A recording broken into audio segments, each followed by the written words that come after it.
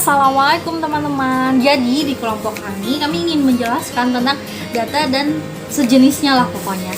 Terus sebelum kalian untuk nonton video ini, kalian bisa like, komen, dan share, semoga bermanfaat buat kita semua. Jadi sebelum kita mulai ke videonya, kita perkenalan dulu di video ini.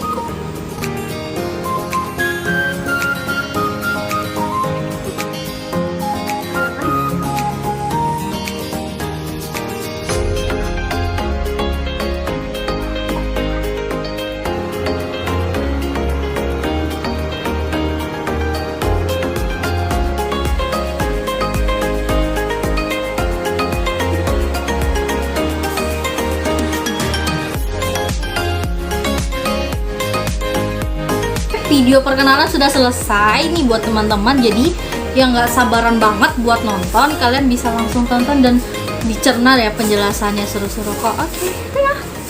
Data dan jenisnya.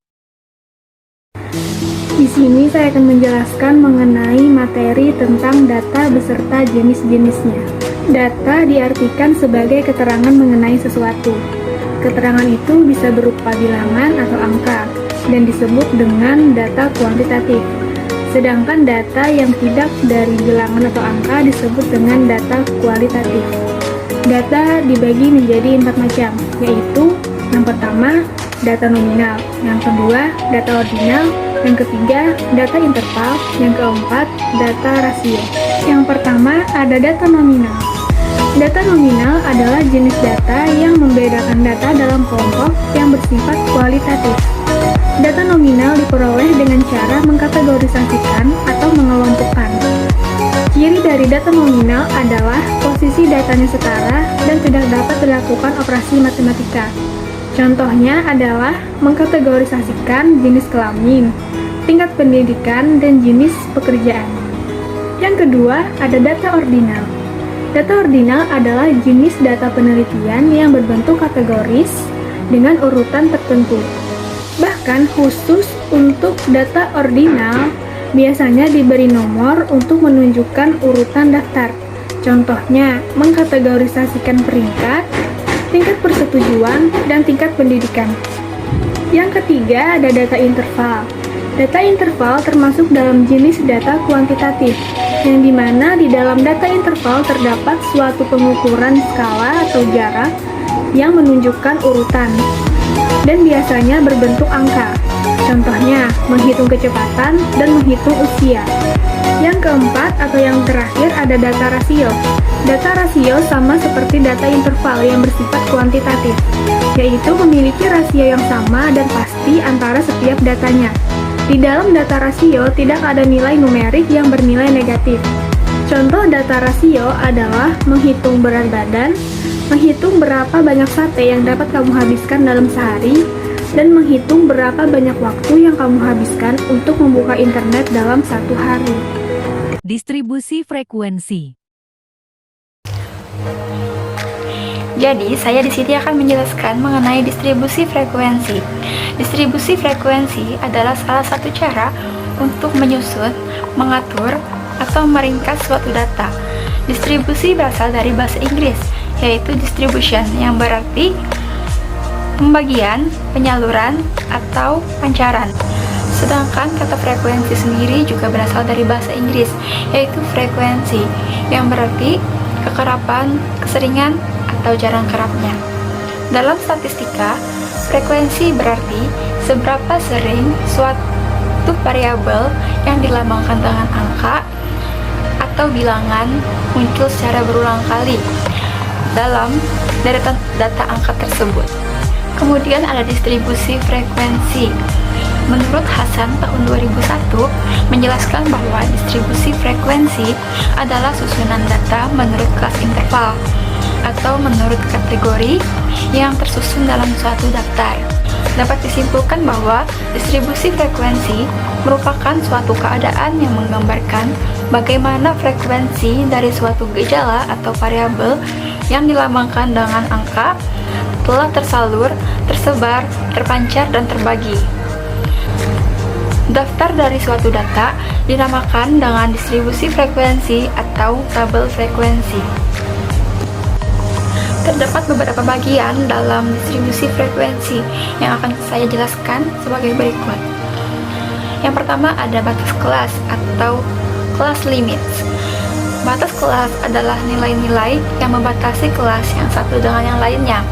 Batas kelas merupakan batas semu dari setiap kelas, karena di antara kelas satu dengan yang lainnya masih terdapat sebuah lubang tempat angka-angka tertentu. Batas kelas dibagi menjadi dua. Yang pertama ada batas kelas bawah atau lower class limits, dan yang kedua ada batas kelas atas atau upper class limits. Yang kedua ada tepi kelas atau batas nyata kelas, yaitu di mana nilai-nilai yang tidak memiliki lubang untuk angka tertentu antara kelas satu dengan yang lainnya. Tepi kelas juga memiliki dua macam.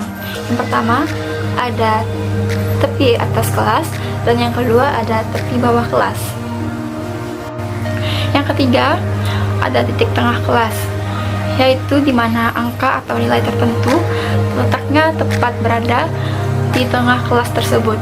Titik tengah kelas juga merupakan suatu nilai yang mewakili kelasnya dalam suatu data.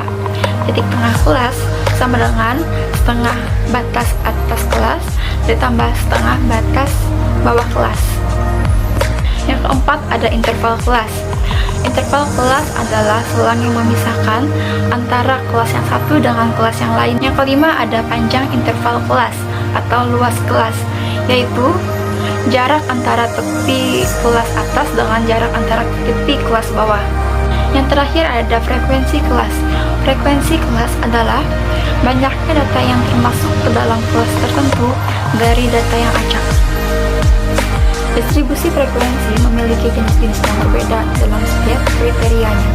Berdasarkan kriterianya, distribusi frekuensi akan dibagi menjadi tiga macam, yaitu sebagai berikut. Yang pertama ada distribusi frekuensi biasa. Distribusi frekuensi biasa adalah distribusi frekuensi yang berisikan jumlah frekuensi dari setiap kelompok data. Distribusi frekuensi ini terbagi menjadi dua jenis. Yang pertama ada distribusi frekuensi numerik, dan yang kedua ada distribusi frekuensi peristiwa atau kategori. Kedua ada distribusi frekuensi relatif. Distribusi frekuensi ini berisikan nilai-nilai yang dihasilkan dengan cara membagi frekuensi kelas dengan jumlah pengamatan. Distribusi frekuensi relatif menyatakan proporsi data yang terdapat dalam suatu kelas interval. Distribusi frekuensi relatif ini dihasilkan dengan cara membagi frekuensi dengan total yang ada di dalam suatu data pengamatan atau observasi. Yang ketiga ada distribusi frekuensi kumulatif. Distribusi frekuensi kumulatif ini disebut juga dengan frekuensi yang telah dijumlahkan. Distribusi frekuensi kumulatif memiliki sebuah kurva yang disebut dengan ogif. Distribusi frekuensi kumulatif ini terbagi menjadi dua macam. Yang pertama ada distribusi frekuensi kumulatif lebih dari, dan yang kedua ada distribusi frekuensi kurang dari. Selanjutnya saya akan menjelaskan penyajian data dalam distribusi frekuensi. Yang pertama ada diagram batang. Diagram batang merupakan penyajian data yang berbentuk diagram, dan di dalamnya terdapat data-data yang telah tersusun dan digambarkan dengan bentuk batang. Diagram batang ini bertujuan untuk membedakan atau membandingkan suatu data maupun menghubungkan data satu dengan data yang lainnya secara keseluruhan. Diagram batang ini biasanya digunakan dalam data ordinal dengan data nominal. Yang kedua ada diagram garis atau poligon. Diagram garis merupakan penyajian data menggunakan titik tengah dalam diagram berbentuk garis atau kurva yang menggambarkan suatu waktu seperti bulan, tahun, ataupun hari. Diagram batang ini bertujuan untuk menggambarkan suatu perubahan peristiwa dalam suatu periode tertentu. Diagram ini juga sering digunakan dalam data rasio dengan data interval. Gambarnya seperti yang ada di layar. Yang ketiga ada histogram. Histogram ini hampir sama dengan diagram batang, akan tetapi yang membedakan adalah jarak antar batang tersebut. Di dalam histogram, jarak antar batang itu saling berdekatan ataupun tidak ada jaraknya sama sekali. Histogram ini juga sering digunakan untuk jenis data, interval, dan rasio. Gambarnya seperti ada di layar. Dan yang terakhir ada diagram lingkaran. Diagram lingkaran merupakan penyajian data dalam bentuk lingkaran yang menggambarkan data secara keseluruhan dan terbagi-bagi dalam beberapa bagian sesuai dengan data yang telah ditentukan ataupun perbandingan frekuensinya. Diagram ini biasanya digunakan untuk jenis data nominal. Gambarnya ada di layar. Selanjutnya saya akan menjelaskan tentang bentuk-bentuk distribusi frekuensi. Yang pertama ada distribusi frekuensi unimodal atau kurva normal. Distribusi frekuensi unimodal adalah bentuk distribusi frekuensi dalam satu titik nilai puncak yang memiliki frekuensi tertinggi dan lebih besar daripada yang lainnya. Kemudian selanjutnya ada distribusi frekuensi bimodal, yaitu distribusi yang menunjukkan suatu kurva dengan nilai puncak yang sama, yaitu dalam kurva tersebut memiliki dua titik puncak, entah itu dalam ketinggian yang sama ataupun ketinggian yang berbeda. Selanjutnya ada distribusi frekuensi multimodal, yaitu bentuk distribusi yang merujuk kepada nilai titik puncak yang lebih daripada dua titik. Titik tersebut dipisahkan oleh suatu titik yang memiliki frekuensi lebih rendah ataupun lebih sedikit. Selanjutnya adalah symmetrical distribution, yaitu sebaran distribusi yang simetris yang di dalamnya terdapat frekuensi antara sisi kiri dan sisi kanannya sama, terlihat seperti pada cermin satu sama lain. Selanjutnya ada skewed distribution, yaitu sebaran distribusi yang tidak simetris, di mana frekuensi nilai yang salah satu sisinya lebih memanjang daripada sisi yang lainnya, terlihat seperti bentuk suatu ekor. Apabila lebih panjang pada sebelah kanan, maka disebut dengan positive skewed, dan apabila lebih panjang ke sebelah kiri disebut juga dengan negative skewed. Selanjutnya yang terakhir adalah kurtosis. Teman-teman bisa melihat gambar yang ada di layar. Kurtosis merupakan suatu data yang menghasilkan suatu skor dan digambarkan dalam suatu kurva. Nah, kurvanya tersebut akan menunjukkan bentuk kurva yang berbeda-beda, entah itu normal, lebih tinggi atau memuncak ataupun lebih datar. Apabila kurvanya lebih tinggi atau memuncak, skor yang didapat itu lebih banyak karena bentuk kurva itu lebih sempit. Apabila kurva normal, bentuk kurva tidak terlalu tinggi dan tidak terlalu datar. Nah, ukurannya normal. Apabila kurvanya datar, lebih datar, itu menunjukkan skor yang diperoleh itu lebih sedikit. Tendensi sentral. Tendensi sentral adalah pengukuran statistik untuk menentukan skor tunggal yang menetapkan pusat dari distribusi. Tujuan tendensi sentral adalah untuk menentukan skor single yang paling khusus atau paling representatif dalam kelompok. 3 metode dalam pengukuran tendensi sentral yaitu ada mean, median, dan modus. Mean biasanya diketahui sebagai ilmu hitung rata-rata. Rata-rata untuk populasi diidentifikasikan dalam huruf Yunani yaitu MEO, dan rata-rata untuk sampel adalah M atau X bar. Pengukuran tendensi sentral yang kedua yakni median, yaitu skor yang membagi distribusi menjadi dua. Median sama dengan persentil ke 50.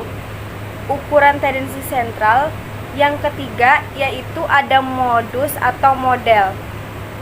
Modus adalah skor atau kategori yang paling besar dari frekuensi. Kata mode atau modus berarti gaya yang paling populer. Didefinisikan statistik modus adalah skor yang paling sering muncul terlihat dalam kelompok data skor.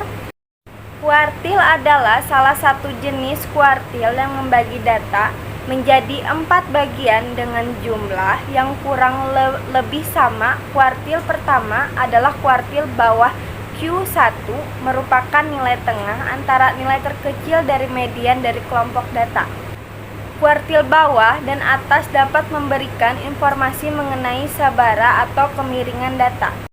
Desil adalah istilah dalam statistika untuk yang membagi kelompok data menjadi 10 bagian yang sama rata. Pada desil terdapat 9 nilai. Desil yang membagi data menjadi 10 bagian yang sama. Setiap bagian mewakili 1/10 atau 10% dari kelompok data. Persentil adalah istilah dalam statistika untuk yang membagi kelompok data menjadi 100 bagian yang sama rata-rata. Jadi, terdapat 99 nilai persentil yang membagi data menjadi 100 bagian. Variabilitas. Dalam kehidupan sehari-hari, kita sering menemukan banyaknya informasi yang dibutuhkan ketika seseorang ingin menyajikan sebuah data yang diperolehnya dari hasil observasi, sebelum yang bersangkutan menyampaikan atau menyimpulkan penemuannya tersebut. Contohnya, seorang ahli kependudukan. Ia sering membutuhkan data usia rata-rata penduduk. Nah, selain itu juga, ia juga memerlukan bagaimana sih penyebaran dari usia rata-rata tersebut. Nah, berkenaan dengan perihal itu, maka ukuran variabilitas sangat bermanfaat untuk melengkapi perhitungan nilai-nilai sentral maupun ukuran tendensi sentral. Jadi bisa dikatakan bahwasanya ukuran variabilitas ini atau yang sering disebut ukuran penyebaran merupakan suatu ukuran yang menyatakan seberapa besar data nilai yang berbeda maupun yang bervariasi dengan nilai pusatnya. Kalau disederhanakan dari pengertian ukuran variabilitas ini ialah seberapa besar sih penyimpangan nilai data dengan nilai pusatnya. Dalam menunjukkan besar kecilnya suatu penyebaran data, data yang bersifat homogen biasanya penyebarannya kecil, sedangkan data yang bersifat heterogen akan mempunyai penyebaran yang besar. Jadi variabilitas ini bekerja sebagai alat ukur untuk mengetahui homogenitas serta heterogenitas suatu kelompok data. Semakin kecil nilai variabilitasnya, maka akan menunjukkan semakin kecil pula penyebaran suatu kelompok data. Begitupun sebaliknya, semakin besar nilai variabilitasnya, maka akan menunjukkan semakin besar juga penyebaran suatu kelompok data. Nah, ukuran variabilitas ini merupakan ukuran yang sangat berkaitan erat dengan ukuran tendensi sentral. Sehingga dengan memahami dasarnya, diharapkan akan mengokohkan pemahaman awal sebelum mengolah data menjadi lebih kompleks lagi. Jadi, dari berbagai macam penjelasan mengenai ukuran penyebaran ataupun ukuran variabilitas tadi, dapat kita tarik kesimpulannya bahwa variabilitas merupakan jauh dekatnya atau besar kecilnya sebuah penyebaran nilai-nilai variabel dari ukuran nilai sentral dalam suatu sederetan data observasi maupun distribusi. Jadi pengukuran variabilitas ini atau pengukuran penyebaran ini akan memberikan sebuah gambaran variasi, jangkauan, serta heterogenitas dan homogenitas dari pengukuran suatu kelompok data. Nah, selanjutnya saya akan menjelaskan berbagai macam jenis-jenis ukuran variabilitas. Jadi, jenis ukuran variabilitas yang pertama itu ada range. Range merupakan selisih antara skor terendah dengan skor tertinggi, atau kalian bisa menyebutnya dengan selisih atau jarak antara nilai minimum dengan nilai maksimum. Jenis ukuran variabilitas ini atau range sangat sesuai digunakan untuk data dengan skala ordinal, interval maupun data berskala rasio. Kemudian jenis variabilitas yang kedua itu ada mean deviation atau simpangan rata-rata.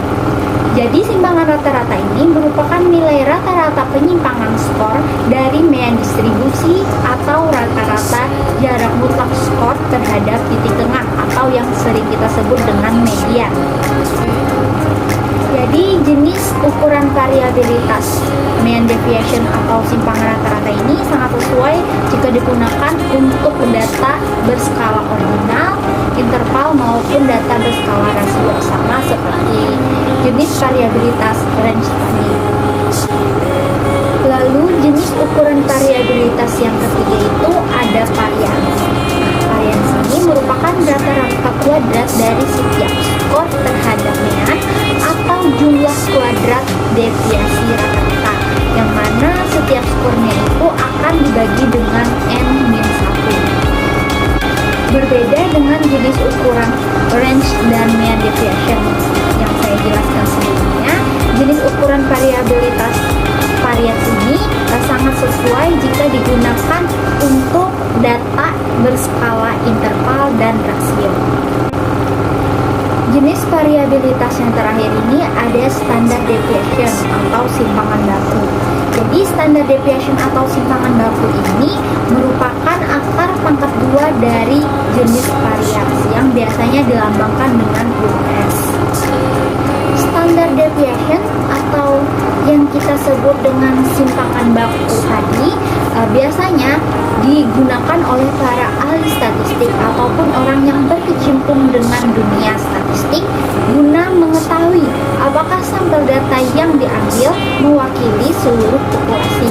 Karena mencari data yang tepat untuk suatu populasi sangat sulit untuk dilakukan. Oleh karena itu, perlunya menggunakan sampel data yang dapat mewakili seluruh populasi, sehingga mempermudah untuk melakukan penelitian ataupun suatu tugas. Contohnya, jika seorang peneliti ingin mengetahui berat badan anak laki-laki berusia 10 hingga 12 tahun di suatu sekolah, maka yang perlu dilakukan pertama kali adalah mencari tahu berat beberapa orang dan menghitung rata-rata serta standar deviasinya. Nah, dari perhitungan tersebut maka akan diketahui nilai yang dapat mewakili seluruh populasi. Nah, jenis ukuran variabilitas standar deviation ini sangat sesuai digunakan untuk data yang berskala interval maupun yang berskala rasio. Nah, itu tadi adalah penjelasan mengenai tentang ukuran variabilitas atau ukuran penyebaran serta jenis-jenis dari ukuran variabilitas. Semoga bermanfaat. See you. Kesimpulan. Oke, udah selesai nih penjelasan dari teman-teman aku pastinya loh. Pastinya kalian udah paham dong ya dengan penjelasan panjang lebar tadi dan sekian lama. Jadi di sini aku pengen beri kesimpulan sedikit nih tentang materi-materi yang udah ada. Jadi data bisa dapat diartikan sebagai keterangan mengenai suatu keterangan, dapat berupa bilangan angka atau yang disebut dengan data kuantitatif, juga dapat berupa keterangan yang bukan bilangan atau disebut dengan data kualitatif. Terus data terbagi menjadi 4, yaitu ada data nominal, data ordinal, data interval, dan data rasio. Terus distribusi frekuensi adalah salah satu cara untuk mengatur, menyusun, atau meringkas data distribusi. Juga berasal dari kata distribution yang berarti penyaluran, pembagian, atau pancaran. Sedangkan frekuensi sendiri berasal dari bahasa Inggris yaitu frequency yang berarti kekerapan, keseringan, atau jarang kerapnya. Jadi nih teman-teman, dapat disimpulkan bahwa distribusi frekuensi merupakan suatu keadaan yang menggambarkan bagaimana frekuensi dari gejala atau variabel yang dilambangkan dengan angka itu lebih tersalur, terbagi, tersebar, dan terpancarkan. Dapat dengan data yang berkelompok, dapat disebut juga dengan distribusi frekuensi atau tabel frekuensi. Terus distribusi frekuensi juga terbagi menjadi 3 jenis. 3 jenis yaitu distribusi frekuensi relatif, distribusi frekuensi biasa, terus ada distribusi frekuensi kumulatif. Terus penyajian data juga terbagi menjadi 4 teman-teman, yaitu ada diagram batang, diagram garis, histogram, dan diagram lingkaran. Terus di penjelasan tadi juga ada disebutkan tendensi sentral. Tendensi sentral adalah pengukuran statistik untuk menentukan skor tunggal. Menetapkan pusat dari distribusi. Tujuan tendensi sentralnya adalah untuk menemukan skor single yang paling khusus atau paling representatif dalam kelompok. Lalu ada 3 metode dalam pengukuran tendensi sentral, yaitu ada mean, median, dan modus. Lalu kuartil adalah salah satu jenis kuartil yang membagi data menjadi 4 bagian dengan jumlah yang kurang lebih. Terus ada desil. Desil adalah istilah dalam statistika untuk membagi kelompok data menjadi 10 bagian yang sama rata. Lalu persentil adalah istilah dalam statistik untuk membagi kelompok data menjadi 100 bagian yang sama.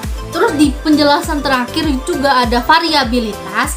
Jadi variabilitas adalah derajat penyebaran nilai-nilai variabel dari tendensi sentralnya dalam suatu distribusi yang menunjukkan beberapa banyak nilai variabel itu berbeda dari tendensi sentralnya, atau beberapa jauh nilai variabel itu menyimpang dari tendensi sentralnya. Lalu dalam variabilitas terdapat 3 jenis, yaitu range, standar deviasi, dan varians. Jadi itu tuh teman-teman kesimpulannya, mohon maaf ya. Juga kami dari kelompok 6 meminta maaf jika ada salah kata atau mungkin ada penjelasan yang kurang masuk di otak kalian atau di pemikiran kalian. Saya selaku penutup dari awal opening juga mohon maaf jika ada salah kata, salah hilaf, mohon maaf. Wassalamualaikum warahmatullahi wabarakatuh.